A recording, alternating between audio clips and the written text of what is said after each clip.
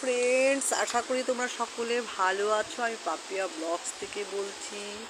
অবশেষে আজ আমাদের বিকেলে বৃষ্টি হচ্ছে। হ্যাঁ, মুষলধারে না হলেও বেশ ভালোই হচ্ছে।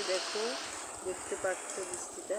হ্যাঁ, কিন্তু মানে আই বৃষ্টি ঝেপে ধান দেবো মেপে ওরকম বৃষ্টি এখনও আসেনি।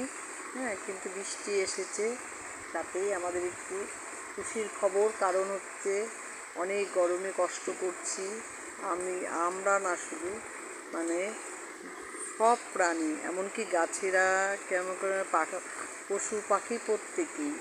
সেই কারণেই বলছি, আমি কিন্তু ছাদের মধ্যে একটা গামলার মধ্যে জল রাখি, কারণ না বৃষ্টি হচ্ছে না বলে, যাতে পাখিরা খেতে পারে।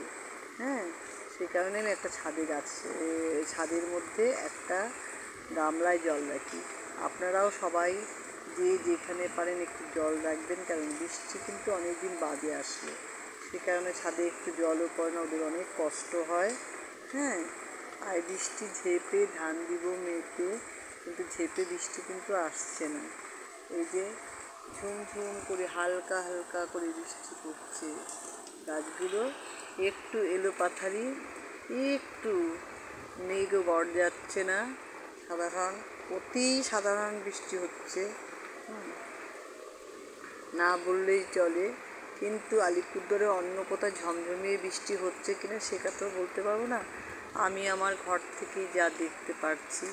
হ্যাঁ, এটা তো আমার মানে ঘরের পাশের বাগানটা, সেই বাগানে সুপারি গাছগুলো নেড়ে চেড়ে বসছে। হ্যাঁ,